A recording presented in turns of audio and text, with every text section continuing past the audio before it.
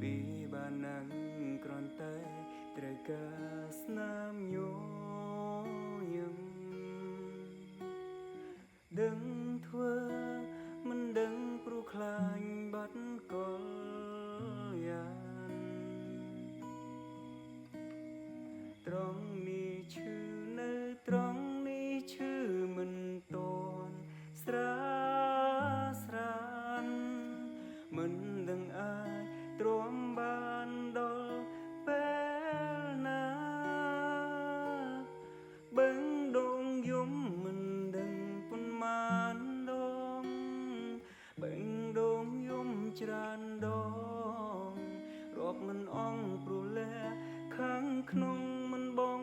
ហាញចេញក្រៅ